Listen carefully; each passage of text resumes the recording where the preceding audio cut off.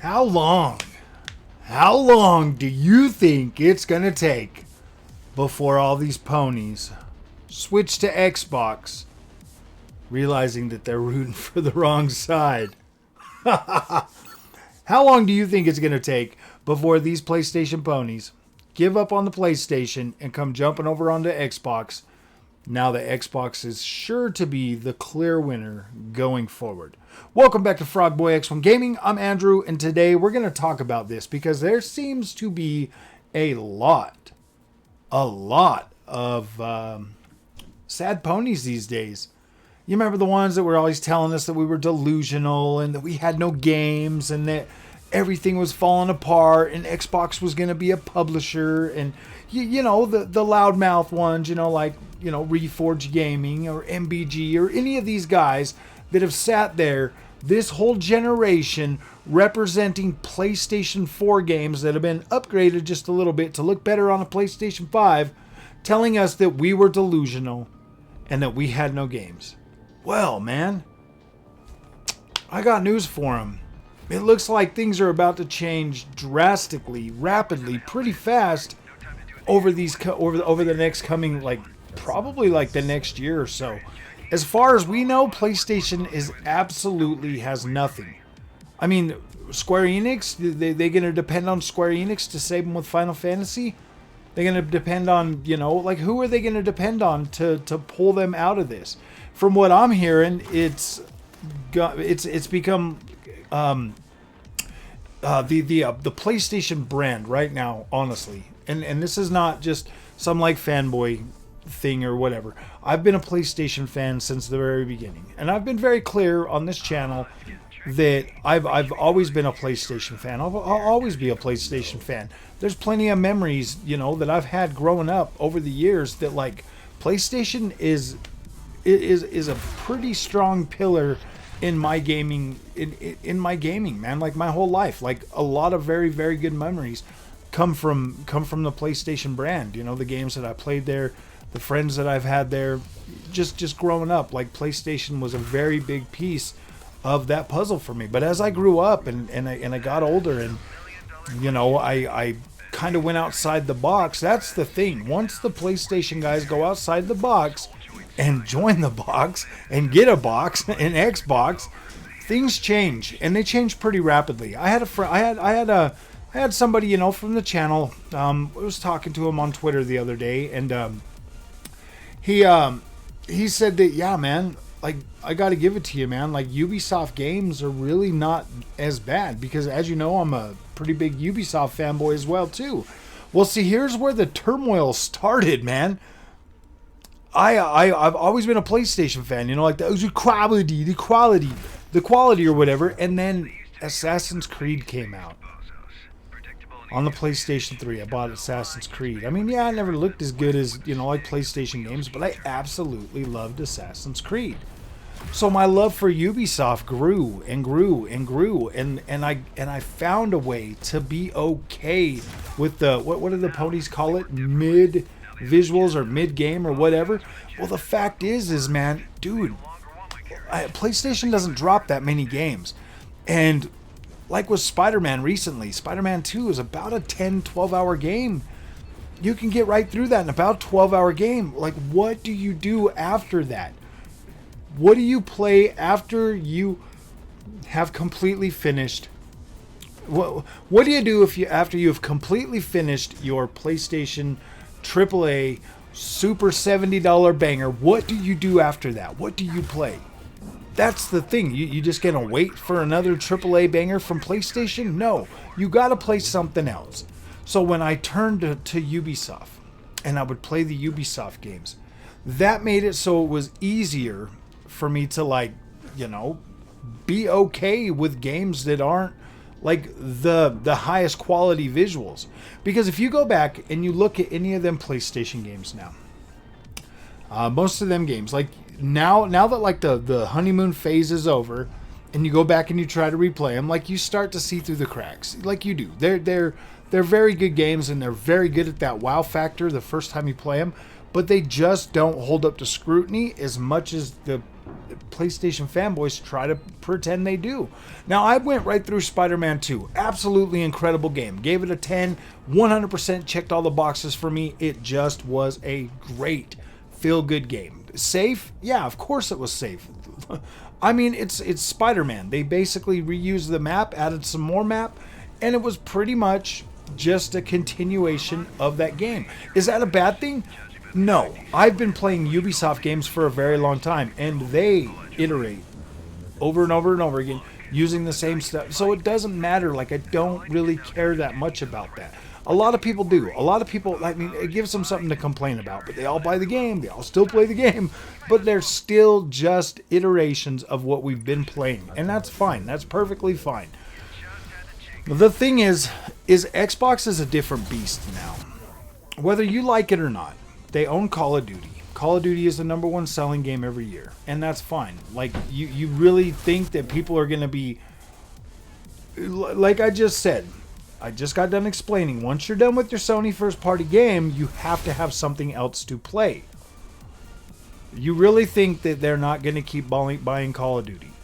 Call of Duty comes out every year, and it is always a premium experience. Always.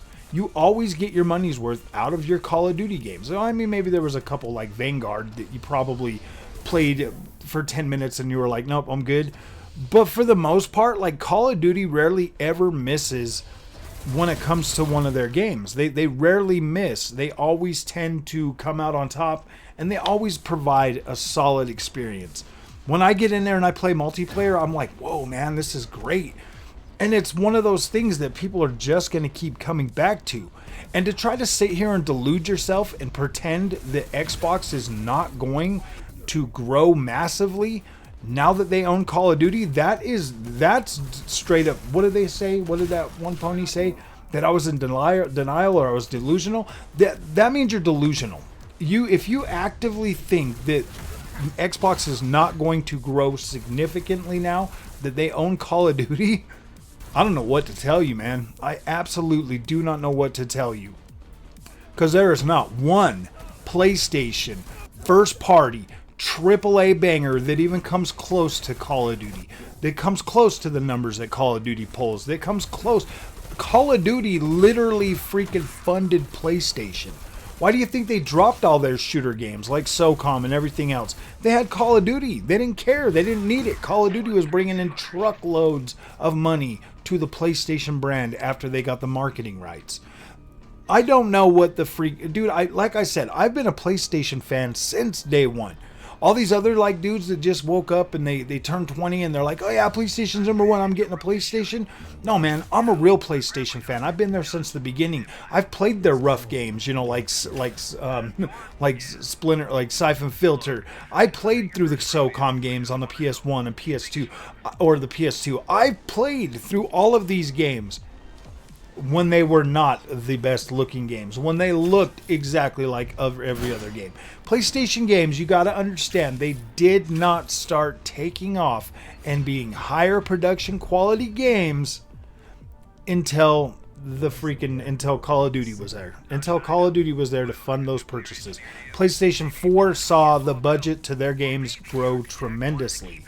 And they were able to acquire more talent. They were able to get better. They were able to take more time to build these games. You guys act like these PlayStation fanboys actually act like from the beginning of Sony that every single game they made was quality. No, man, there was a lot of games that were they weren't that great. Seriously, the PlayStation 4 generation and PlayStation 3, those were probably by far like the best ones. I mean, we had God of War on like PlayStation 2. We had SOCOM. We had Gran Turismo. I mean, it's always been, you know, a fairly consistent ride with PlayStation. They've always iterated, but they never got to a point until the PlayStation 4 when things really started to blow up, when they actually had marketing rights with Call of Duty, and the PlayStation 4 took off in sales and did very well. That really patted Sony's pockets to be able to reinvest that money and to bring in PlayStation first party games up up a lot. So I don't know what you guys are thinking, man. I absolutely do not understand the mindset of the PlayStation fanboy, but it's not going to take long. These guys are going to start jumping ship. Most of these dudes, Call of Duty has such a freaking strong pull that most of these dudes are going to jump ship. They are. You're going to see Xbox channels popping up all over the place being like, Xbox is number one, PlayStation is third, PlayStation has no games. You're going to see it, dude. All these guys are going to turn on PlayStation, especially when they start dropping these games as service games, or better yet, how much longer is it going to take for them to put out another game? Spider-Man 2 is great and all, but like, what else are they going to have? Sounds like Naughty Dog is struggling right now, not being able to figure anything out. Sony Santa Monica just dropped your God of War Ragnarok.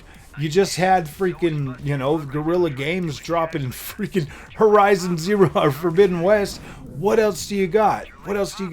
Like, tell me, guys. Tell me.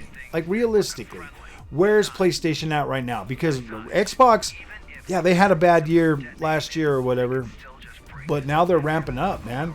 They're ramping up, and they've got plenty of studios working on plenty of projects. They're going to drop plenty of freaking games that are going to 100% grow Game Pass, that are going to 100% grow the Xbox brand. I mean, it's only a matter of time. Call of Duty's going to launch here in 2 weeks, and that's going to be a banger.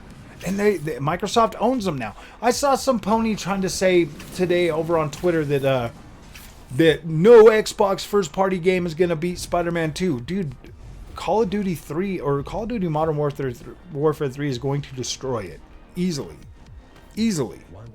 This Call of Duty has got probably one of the biggest, two of the biggest like turnarounds or upgrades that I've ever seen for a Call of Duty.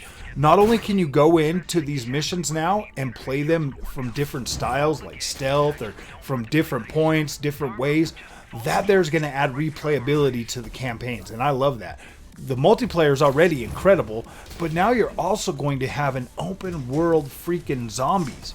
This is going to be incredible. You really think people are not going to go out of their way to buy this game? My gosh, man. Call of Duty's popular for a reason. I mean, you've got other games like Fortnite and everything else starting to fall off, but Call of Duty's going to freaking pull it in. Call of Duty's going to still be there when all these other ones like fall off.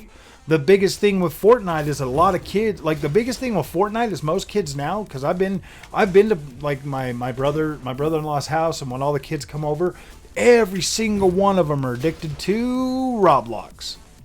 PlayStation just dropped Roblox on the PlayStation. That pretty much signs the thing for Fortnite. Nobody cares about Fortnite as much as they used to.